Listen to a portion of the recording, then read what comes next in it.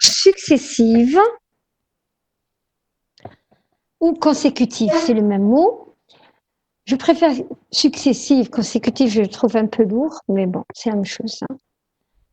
Donc, comme je vous ai dit, je vous ai demandé de ramener vos cahiers et d'écrire en même temps. Donc, je vais vous laisser le temps. Travailler dans le calme. Allons-y. Donc, deux réactions sont dites consécutives ou successives si certaines espèces produites par l'une figurent parmi les réactifs de l'autre.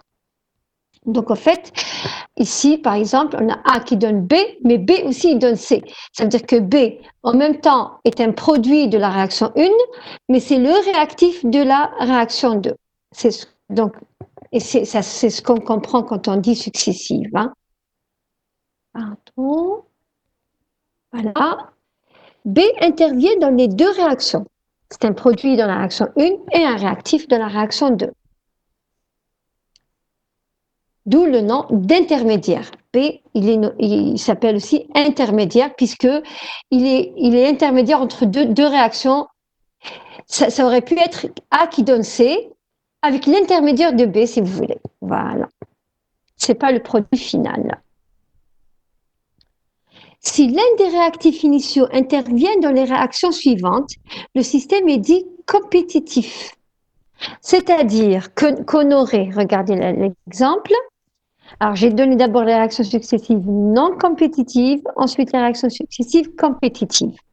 Non compétitives, ça veut dire que les réactifs sont différents d'une réaction à une autre. Regardez, A plus B qui donne C plus D, ensuite C plus D qui donne E plus F. Rien n'est commun entre les réactifs, à part celui-là, il est en même temps produit et en même temps réactif. Mais pour la deuxième réaction, regardez le compétitif, exemple de réaction successive compétitive, c'est le cas le plus fréquent, A plus B qui donne C, qui réagit avec B qui était aussi réactif ici, pour donner E plus F. C'est ce qu'on appelle des réactions successives, mais aussi compétitives, puisque le réactif B, il participe de la première réaction et il participe aussi de la deuxième réaction. Voilà, donc je vous laisse le temps de noter. Très, très bien. Merci beaucoup. Alors, j'ai donné un exemple, la réaction d'hydrolyse d'un diester. Un diester, donc, c'est une molécule organique qui a deux bouts où il y a des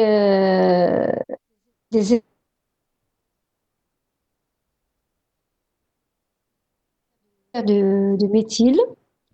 Donc, l'hydrolyse, c'est la réaction justement de la fonction ester, le retour vers la fonction acide. En milieu basique, ça ne donne pas la fonction acide, mais ça reste au moins. Donc, une première réaction qui va donner l'hydrolyse de la première fonction ester et une deuxième réaction où on a l'hydrolyse de la deuxième fonction ester. Ceci dit, c'est une réaction, ce sont deux réactions successives compétitives, puisque le OH- est commun aux deux réactions. Vous le voyez ?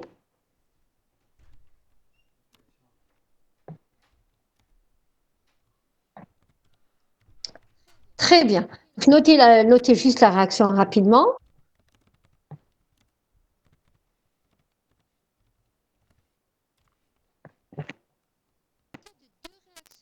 Cas de deux réactions successives non compétitives, c'est ce qu'on va étudier surtout. Donc, deux réactions successives non compétitives d'ordre 1. Les deux réactions vont être d'ordre 1. Notez ça. Là, j'ai mis le tableau d'avancement. Donc, j'ai mis, regardez, d'abord, T égale à 0, on a une certaine quantité de A et B0 et C0 égale à 0. Bien sûr, on peut avoir B0 égale à quelque chose, à une valeur, et C0 égale à une valeur. Il faudra tenir compte. Ici, C0, on prend toujours le cas le plus simple pour ne pas compliquer les démonstrations pour une première fois. Et à T, j'ai pris d'abord la réaction 1, donc on a moins X de A et plus X pour B. Et la réaction 2, quand B est formé, il y a une partie qui réagit, donc c'est moins Z, et plus Z, et apparition de plus Z pour C. Quand je fais le bilan, ça va être A moins X pour A, Pour B, ça va être X moins Z. Et pour C, ça va être Z. Et je vais noter Y égale à X moins Z. Oui, on va supposer des réactions totales, effectivement. Peut-être que j'aurais dû le rajouter. Oui, je vais le rajouter. Merci. Notez le tableau d'avancement.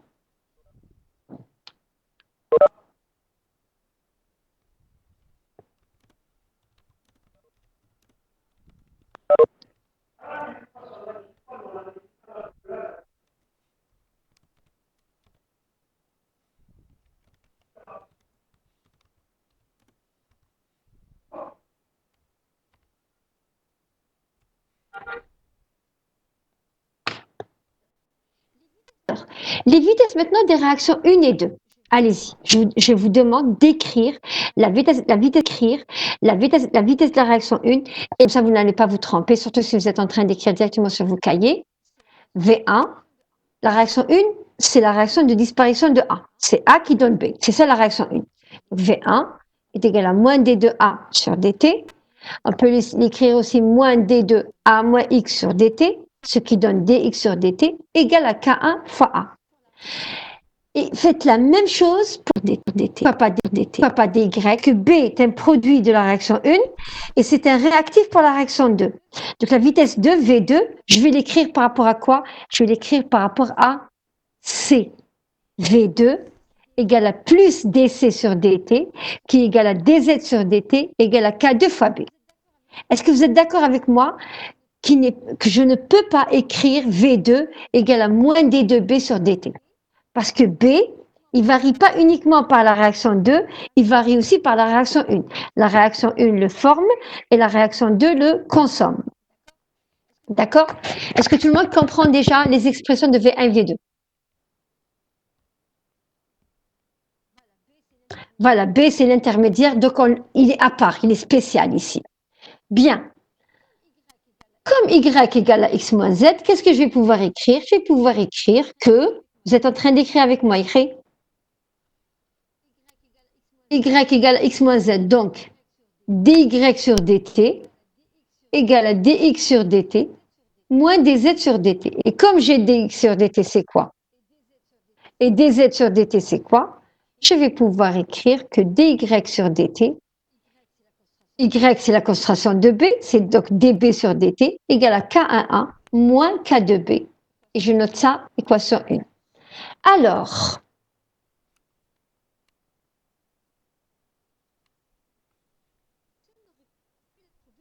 on aurait pu la trouver autrement. Oui. Alors, regardez ce que j'ai écrit ici. L'équation 1 peut être retrouvée en considérant que B est produit par la réaction 1 et consommé par la réaction 2. Donc, la vitesse dB sur dt, la variation de B par rapport à t, on pourrait l'écrire comme ça. dB sur dt, c'est plus dB sur dt la réaction 1, puisque c'est un produit, moins dB sur dt de la réaction 2. En fait, c'est comme si il variait de deux façons différentes. La réaction 1, il augmente. La réaction 2, il diminue. Et ça, c'est quoi? Ça, c'est V1 moins V2, tout simplement. Et c'est V1 moins V2, et c'est donc K11 moins K2, moins K2B, et on retrouve la même expression qu'on a trouvée ici. Donc ici, on l'a trouvé un peu mathématiquement, si vous voulez, et là, c'est un peu en réfléchissant à la question comment varie B par rapport aux deux réactions. Mais les deux méthodes aboutissent à la même expression. D'accord? Finissez ça donc rapidement. Les questions, je suis là. Hein. Allez, on avance. Alors, regardez, donc on aboutit aux trois équations différentielles suivantes. Moins d2a sur dt égale à k11, db sur dt égale à k11 moins k2b, et dc sur dt égale à k2 fois b. Voilà les trois équations différentielles qui régissent les réactions successives. Écrivez ça rapidement, c'est simple. Et on va maintenant, après ce qu'on va faire, c'est déterminer la concentration de A en fonction du temps, la concentration de B en fonction du temps, et la concentration de C en fonction du temps.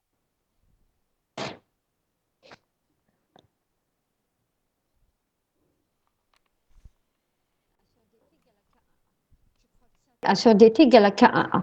Je crois que ça, tout le monde sait le faire. Retrouver l'expression de A en fonction du temps. Donc là, je vais aller un peu rapidement. Mais écrivez en même temps, s'il vous plaît. Donc, moins d2A sur dt égale à K1A. Voilà, c'est ln de A, effectivement. Moins d2A sur A égale à K1 fois dt.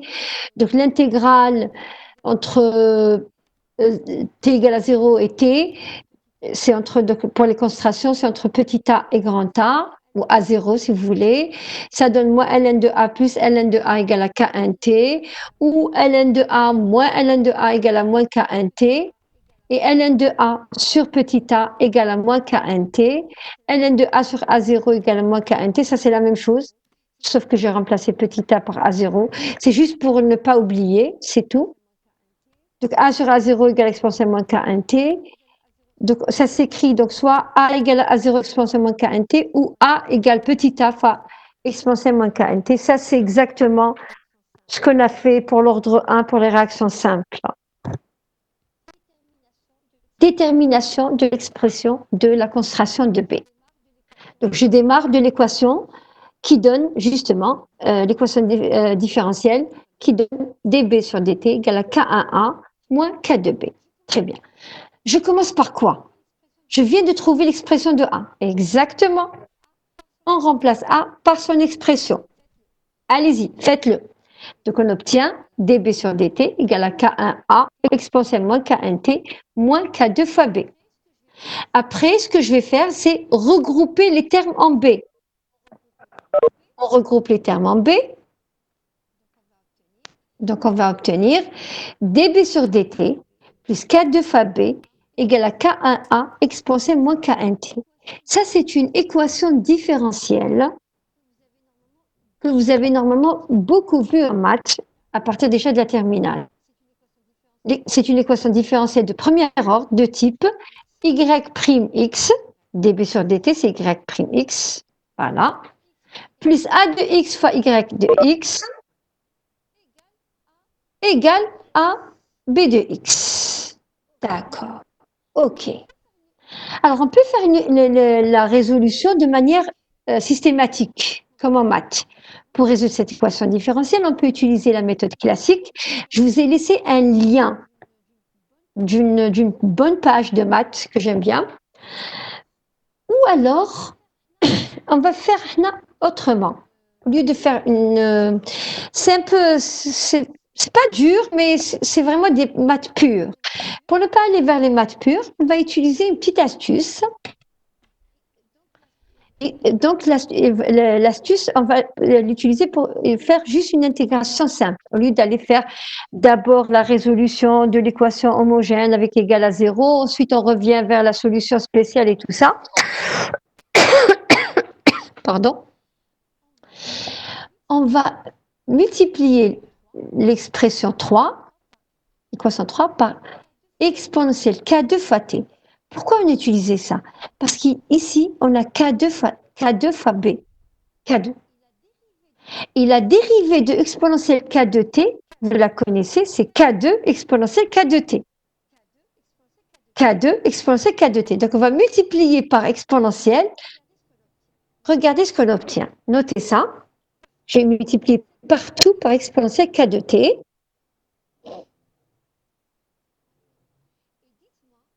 Et dites-moi, le terme à gauche, qu'est-ce qu'il représente? Plus, avec ce plus qui est ici, est-ce que vous arrivez à voir qu'est-ce qu'il représente?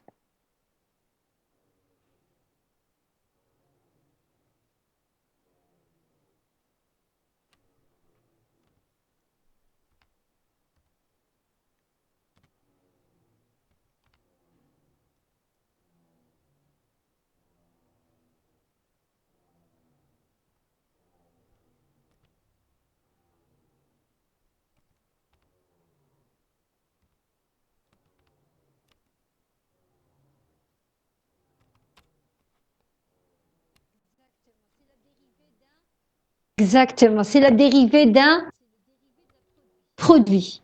C'est le dérivé de la produit, du produit, pardon. K-produit. C'est la dérivée du produit. Effectivement, c'est ça, produit de deux fonctions. Si vous avez noté la page 8, on y va à la page 9.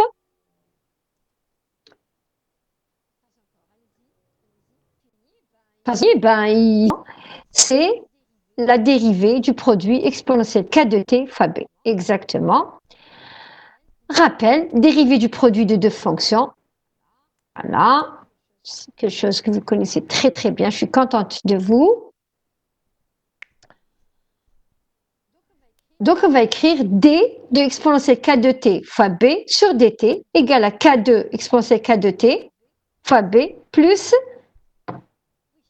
Oui, ça c'est juste... Ça c'est ça. D'accord? C'est juste encore une fois l'équation différentielle. Donc, elle devient... Quoi, 4? J'ai mis 4 1 an.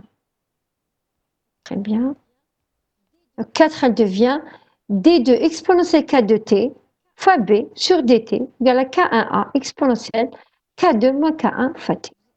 Alors, vous écrivez ce que vous trouvez important, sinon vous n'êtes pas obligé de tout écrire. Hein. L'essentiel, c'est que maintenant, notre équation elle est devenue comme ça. Et maintenant, il suffit d'intégrer. On n'a plus besoin de résoudre une équation différentielle. Il suffit d'intégrer. Parce qu'on a une seule dérivée maintenant. Enfin, B, il n'est que dans une équation. Tout à l'heure, on avait D de B et on avait B. Là, non. On a juste une dérivée par rapport au temps. Donc, on va juste intégrer le plus normalement possible.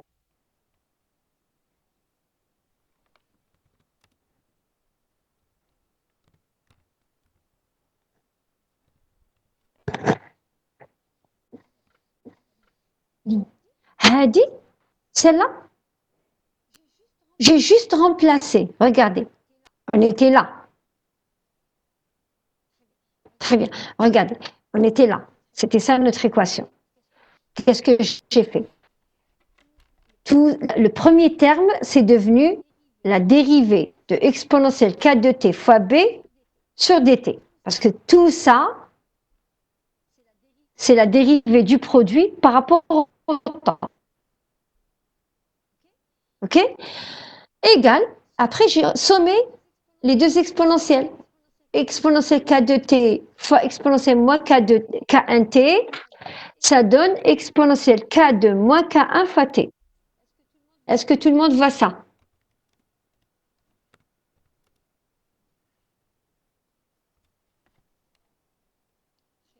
Très bien. Très bien. On va poser, on va d'abord emmener le dt par là, séparer les variables, regardez, d exponentielle k de t fois b égale k1a exponentielle k de moins k1 fois t dt. Donc, de ce côté-là, on a juste le temps.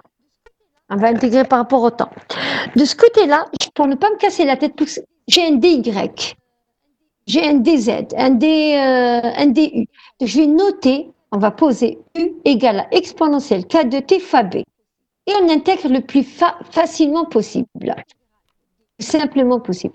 Intégrale de du est égale à l'intégrale de k1a. Alors ici, je vais faire juste un calcul de primitive. Je ne vais pas mettre les bornes. Tout simplement, ici, c'est facile. De ce côté-là, c'est facile. Le temps varie entre 0 et t. Mais la fonction u, je ne sais pas entre quoi elle varie. Donc, c'est pour ça que je vais faire un calcul avec des constantes. Ça va me donner quoi? Allez-y. Donc, je vais intégrer. Le premier membre. La primitive. Justement, je ne vais pas mettre de borne. Pas u de moins u1 parce que je sais. U plus quoi? U plus quoi? C'est une constante. Très bien. U plus C', je vais vous dire après la chimie C', U plus C', j'ai intégré aussi ça, donc c'est K1A. Alors regardez, je dois diviser par, quand on intègre une fonction exponentielle, on met la dérivée de ça. Donc c'est 1 sur f', voilà. 1 sur K2 moins K1 exponentielle moins K2 K1 T plus C secondes. Vous allez voir pourquoi j'ai mis C' et C secondes. C'est pour après sommer le tout en C. Donc U égale K1A, 1 sur K2 moins K1, exponentielle K2 moins K1T, plus C secondes moins C', j'ai ramené le C', et ce secondes moins C', je vais les appeler C. Voilà. Je vais avoir U égale K1A, 1 sur K2 moins K1, exponentielle K2 moins K1T, plus C. Et je remplace maintenant U par sa valeur, qui était exponentielle K2T fois B. J'obtiens ça. Quelle est la condition à bien? Je l'ai mis avec une couleur différente, très grande, K1 différente K2. Maintenant, si K1 est égal à K2, ce qui, voilà, K2 moins K1 différent de 0. Maintenant, si c'est le cas, d'abord, c'est très rare que les deux réactions aient vraiment la même constante de vitesse. C'est clair que vu que les molécules A et B sont différentes, les réactions vont être différentes. Et donc, mais bon, mathématiquement parlant, on pourrait envisager K1 égale à K2. Donc, ce sera un cas particulier qu'on traitera à part. Voilà, c'est pas les mêmes réactifs, exactement. Donc, c'est vraiment, chimiquement parlant, c'est pratiquement impossible d'avoir K1 égale K2. Mais mathématiquement parlant, c'est un cas qu'il faudrait peut-être envisager, mais à la fin. Bien. Qu'est-ce qui reste maintenant pour avoir la concentration de B? Qu'est-ce qui nous reste?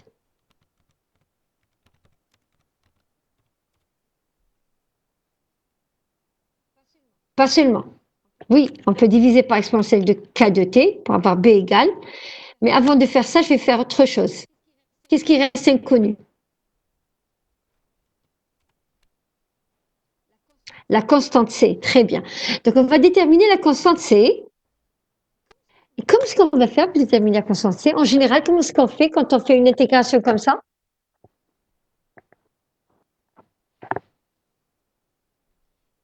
À t égale à 0, aux conditions initiales, aux conditions limites. Tout dépend. Voilà, très bien. À t égale à 0, on a B de 0. On utilise les conditions limites, c'est très très bien. Donc on va remplacer t par 0 et b par 0 et on va obtenir exponentielle k2 fois 0 multiplié par 0 égale k11 sur k2 moins k1, exponentielle de k2 moins k1 fois 0 plus c, et ça nous donne c égale à moins k1a sur k2 moins k1. D'accord? Ça c'est le c, et divisé par exponentielle k de t, et on aura l'expression de b.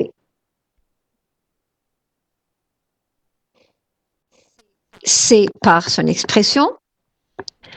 Mais vous suivez avec moi, écrivez en même temps, comme ça, si on ne sait jamais, j'ai fait une erreur, là, on va se rendre compte maintenant. Donc, j'ai remplacé C par son expression. Ensuite, j'ai divisé par exponentielle K de t, ce qui revient donc à multiplier par exponentielle moins K de t, les deux termes. Et j'obtiens B égale K1A sur K2 moins K1, exponentielle moins K1T. J'ai pris K1A sur K2 moins K1 en facteur. Hein. Ici, comme on va faire la somme, K2, moins K2, K2 et moins K2 ça, vont se simplifier. Donc, je vais avoir uniquement moins K1. Et dans la deuxième, il me reste moins K2. Voilà. Et donc, la fonction de B en fonction du temps, c'est une bi-exponentielle. C'est une fonction bi-exponentielle. Notez ça, s'il vous plaît. Qu'est-ce qui reste? Il reste à déterminer la concentration de C. Ben, je ne vais pas le faire pour vous. Vous allez le faire, s'il vous plaît. Essayez de réfléchir. Comment on va faire C? C. On va aller intégrer,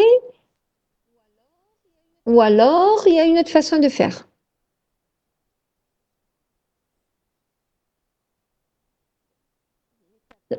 La prochaine étape, c'est la détermination de l'expression de la concentration de C en fonction du temps.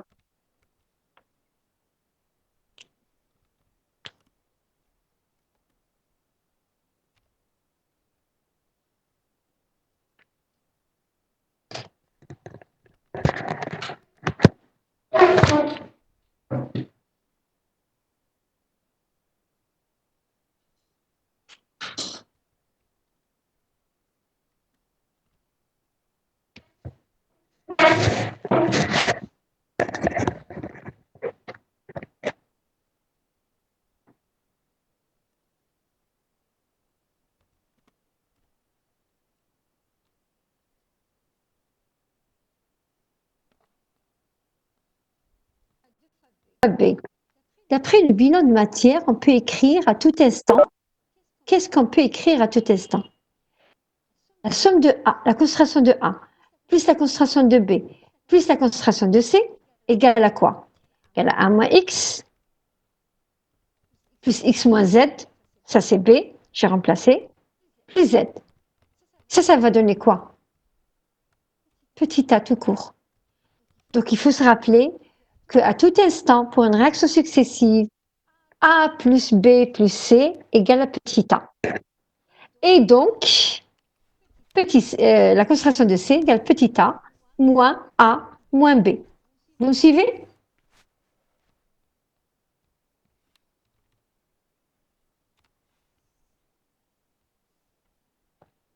Voilà. Et donc, par contre, s'il vous plaît, s'il y a des coefficients stöchiométriques, il faut en tenir compte. Grand C égale petit a moins grand B, quand les coefficients stöchiométriques sont tous égaux à 1. S'ils ne sont pas tous égaux à 1, il faudra en tenir compte, d'accord? Voilà. En remplaçant B et A par leur expression qu'on avait déjà trouvée, grand C va être égal à petit a, moins A exponentielle moins K1T, moins K1A sur K2 moins K1 fois exponentielle moins K1T moins exponentielle moins K2T. Donc là, je vous laisse le temps de simplifier cette expression pour arriver ici. Oh là, non. Je ne sais pas si je ne sais pas comment le faire avec vous. Alors, voilà l'expression. Il faut la simplifier au maximum, c'est tout. Donc, ce qu'on va faire, je vous laisse le temps d'écrire et je les affiche une à une. Parce que si c'est en même temps, ça fait trop. Allez-y. Allez-y. Qu'est-ce que j'ai fait? Ben, j'ai pris A en facteur déjà. C'est tout. J'ai juste pris A en facteur. Après, ce que je vais faire, c'est réduire au même dénominateur. Parce que, regardez, j'ai ici exponentielle moins K1T et là, exponentielle moins K1T, donc je peux les regrouper. Voilà. Donc ici, j'ai multiplié et divisé par K2 moins K1 pour avoir le même dénominateur. Après, alors pour ne pas me tromper les signes, j'ai mis un plus ici et le moins, je l'ai rentré ici. Pour ne pas avoir, parce que des fois on oublie. C'est plus K1. Voyez, souvent on oublie, donc pour ne pas le faire, j'ai mis un plus et j'ai mis le moins, je l'ai rentré ici. Ensuite, eh ben, j'ai tout sommé, tout simplement.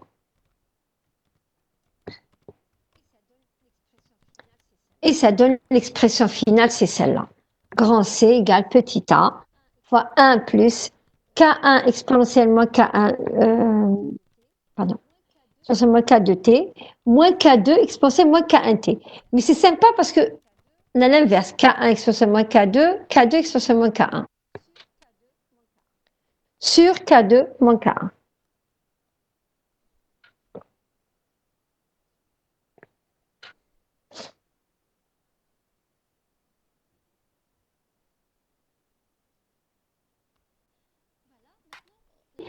Voilà, maintenant, la représentation des différents, justement, la représentation graphique des concentrations d'une réaction, de deux réactions successives.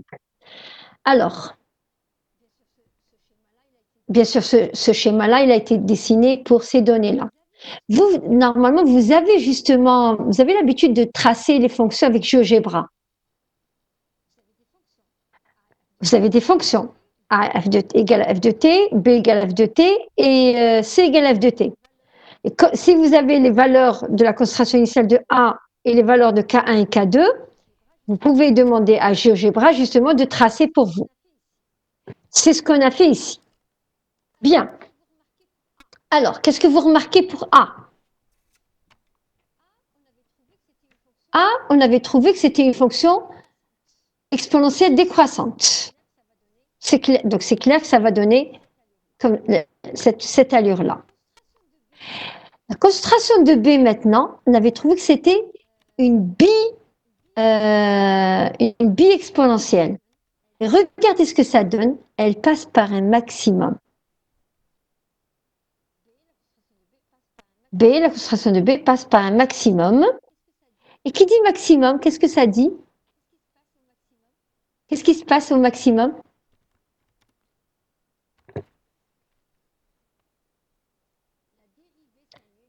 La dérivée s'annule, oui, exactement. La dérivée s'annule, exactement. Très bien. Donc, tracer ça, c'est important. Ce tracé, il est très important. Alors, regardez aussi, on a donc B, c'est une bi-exponentielle présentant un maximum à T max égale. Alors, ici, on a la valeur. On va justement déterminer cette valeur-là. D'accord? On va la déterminer. Et un point d'inflexion à T inflexion égale à 2 fois T max. Et à 2 T max, pour B, on a un point d'inflexion. Alors, le point d'inflexion, c'est un point où la pente, elle change. Et la tangente, elle traverse la courbe. D'accord? Autre chose.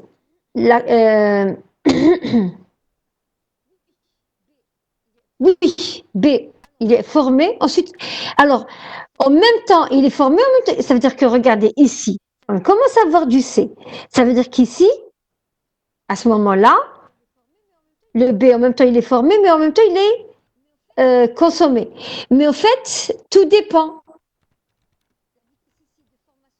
La vitesse ici de formation de C, elle est petite. Donc, B continue à augmenter. Mais quand la vitesse de C devient très grande, qu'est-ce qui se passe? Le B, il ne fait que diminuer. Oui, c'est pas linéaire. Alors là, non, pas du tout. Mais on a vu de toute façon les équations, c'était pas linéaire, c'était des exponentielles. Impossible que ce soit linéaire. D'accord? La courbe de C, c'est aussi une bi-exponentielle. Elle présente un minimum à l'origine. Son minimum, il est ici. Si c'était une fonction, si le temps il peut toujours positif. Mais si vous tracez la fonction sur GeoGebra, alors le temps, GeoGebra, il va pas prendre le temps comme étant positif. Pour lui, c'est x. Vous allez voir que la fonction, elle présente un minimum, c'est-à-dire que ici, elle va augmenter par là. Mais bon, pour nous, il n'y aura pas la branche négative parce que le t, il ne peut pas être négatif.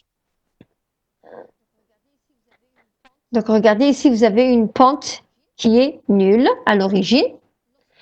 Et lorsque B, il est au maximum, la courbe de C, elle présente aussi un point d'inflexion. Parce qu'à ce moment-là, la vitesse, elle va changer encore pour C. La variation de la vitesse va changer parce que ça devient plus rapide maintenant. La formation de C va devenir plus rapide. Voilà. Oups, pardon. Je vous laisse le temps de noter le schéma avec les remarques. Il est très important le schéma HADA. Maintenant, qu'est-ce qu'il reste à faire? C'est de déterminer les coordonnées du point HADA maximum pour B. Et c'est facile, pourquoi? Parce que vous venez de me dire que la dérivée à Tmax, elle est nulle. On va écrire que dB sur dt égale à 0. Et on va déterminer Tmax. Et en remplaçant dans B, on va déterminer Bmax. Voilà. Allez-y. Si vous avez des questions, je suis là. Hein. Inflexion, اللي شفيتو c'est الانعطاف. نقطة انعطاف.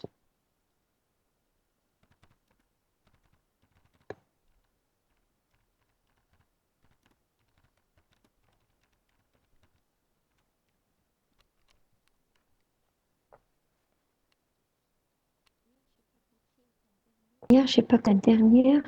En fait, les coordonnées du maximum de B. Les coordonnées de ce point-là. Regardez mon curseur où est-ce qu'il est. On va déterminer les coordonnées de ce point-là. C'est-à-dire, on va déterminer Tmax et Bmax. La concentration de B à ce point-là et le temps. Et pour le déterminer, on sait une chose, on sait que lorsqu'une fonction elle est maximale, sa dérivée elle est égale à 0. Donc, on va prendre la fonction b, on va la dériver par rapport au temps et on va l'annuler pour déterminer justement le point T max, la valeur de T max. Oui, parce que là, les fonctions.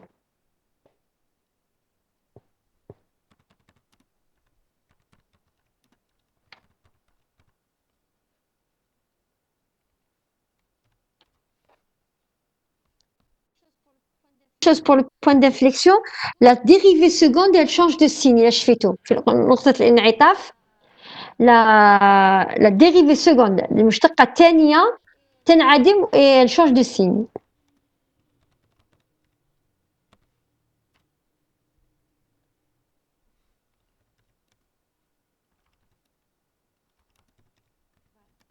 Voilà.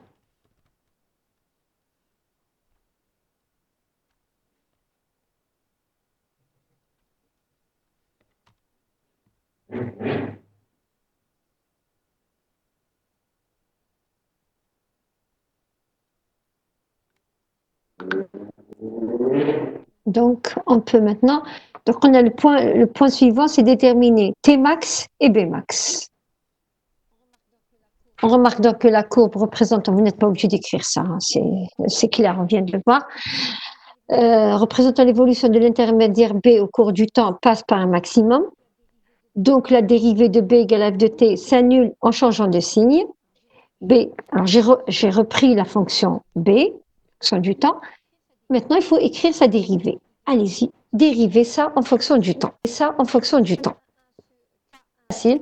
K1 sur K1 fois A sur K2 moins K1. Exponentielle moins K1, ça va être moins K1 exponentielle K1T. C'est très facile la dérivée des exponentielles. Voilà, ça donne ça. Voilà, exactement.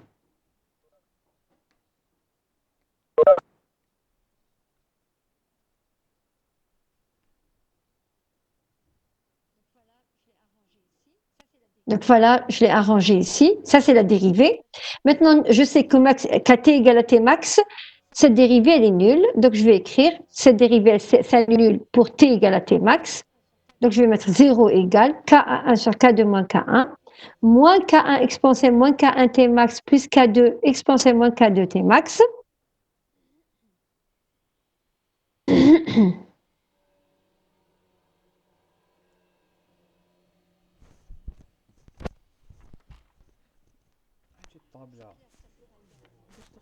C'est clair que ça, c'est pas égal à 0, c'est ça qui est égal à 0. Donc, moins K1 exponentielle moins K1 T max plus K2 fois exponentielle moins K2 T max égale à 0. Donc K1 exponentielle moins K1 T max égale à K2 fois exponentielle moins K2 T max. Donc K1 sur K2 exponentielle K1 moins K2 fois T max.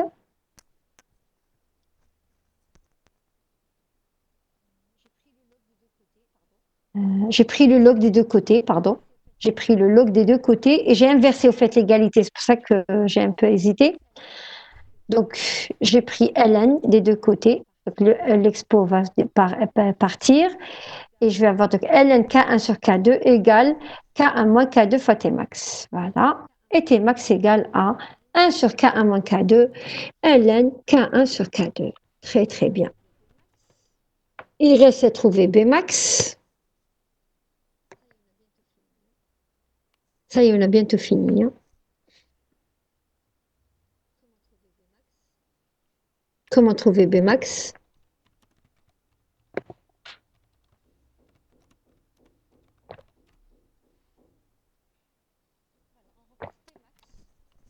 Voilà, on remplace T max dans l'expression de B, tout simplement. Allez-y, notez ce qu'il y a sur la page 14. C'est les expressions que j'ai mis en encadré comme ça. C'est ce qu'il faudra retenir, c'est tout. Il ne faudra jamais refaire ces démonstrations. On ne vous le demande pas. D'accord?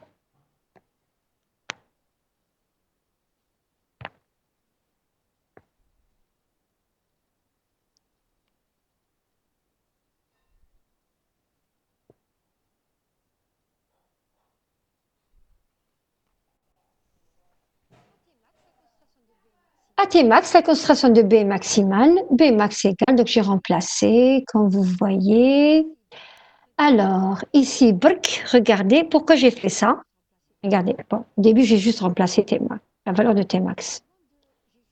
J'ai juste noté Tmax, en fait, on n'a pas encore remplacé en réalité. Ça, c'est pour simplifier après l'écriture. Vous allez voir pourquoi. Hein. Regardez bien. Alors, au fait, qu'est-ce que j'ai fait apparaître? K1 moins K2. Regardez, K1 moins K2. Et dans l'expression de Tmax, c'est divisé par K1 moins K2, justement. Donc, quand je vais remplacer ici Tmax, ce K1 moins K2 va simplifier. Voilà, il est là. Voilà Tmax que je vais maintenant injecter. Donc, j'ai d'abord, si vous voulez, manipulé Bmax avant d'injecter Tmax. D'accord? Une fois que je l'ai injecté, regardez ce que ça donne. Voilà, pour n'avoir que le ln, comme ça va beaucoup simplifier. Alors, voilà, il y a un peu de calcul, mais c'est pas compliqué. Donc, K11 sur K2 moins K1, exponentielle moins K1 fois, donc ça c'est l'expression de Tmax. Et ça c'est l'expression de Tmax. Ça va se simplifier avec ça. On va avoir exponentielle ln K1 sur K2. Et exponentielle ln K1 sur K2, c'est tout simplement K1 sur K2. Là aussi, c'est ce qu'on va faire. On va essayer justement d'avoir exponentielle ln. Et pour avoir exponentielle ln, qu'est-ce qu'il faut faire? Il faut que ça monte en puissance ici. Et pour le faire monter en puissance, qu'est-ce que j'ai fait?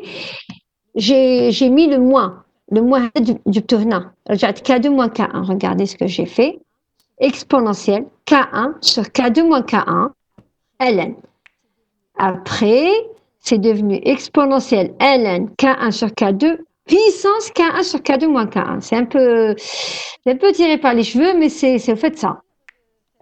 Allez-y, faites-le. Donc, écrivez en même temps si vous avez des questions, vous me les posez et vous me faites une remarque si j'ai fait une erreur ou là. D'accord?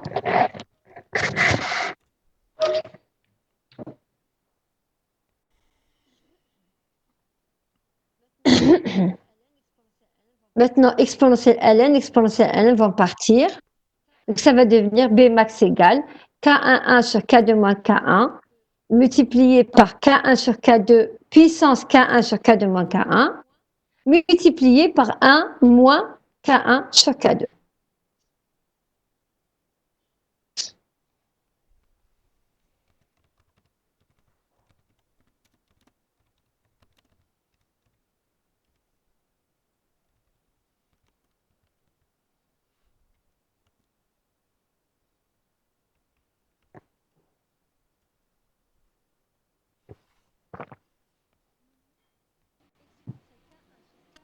Exponentielle K1 sur K2 moins K1 plus 1, ce qui donne B max égale A fois K1 sur K2, K1 plus K2 moins K1 sur K2 moins K1, qui donne, voilà la formule finale.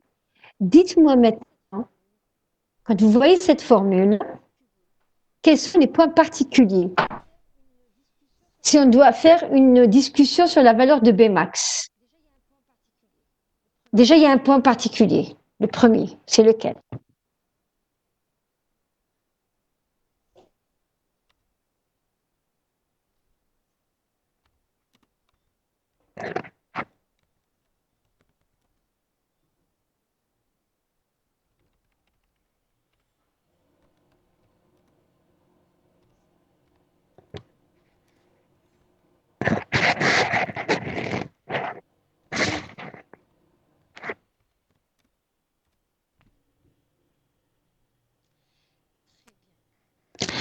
Très bien, très bien.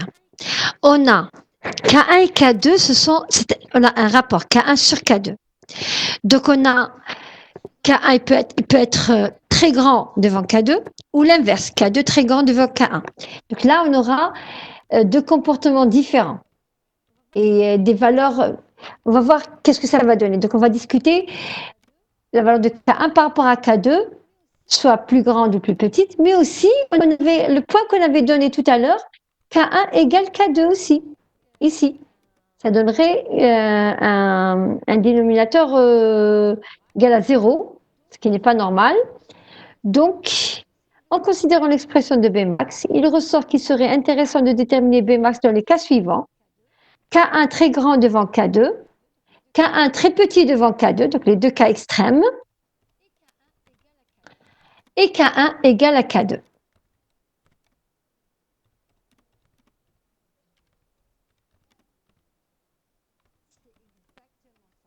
C'est exactement ça. C'est exactement ça. Alors, vous avez bien compris. Donc, justement, ça, on va le faire la semaine prochaine, pas aujourd'hui. Vous pouvez commencer à y réfléchir. Et ce que je vais vous faire aussi, c'est que je vais vous envoyer l'application dont je vous ai parlé là maintenant. Je vous l'envoie à l'avance. Donc, vous la faites pour qu'on la fasse ensemble en cours. Et il ne reste pas grand-chose dans le cours. On vient de tout finir pratiquement. Il reste le résumé du résumé de toute la cinétique, c'est-à-dire comment reconnaître si une réaction, elle est parallèle, si on a des réactions successives, des réactions équilibrées ou tout simplement une réaction simple totale.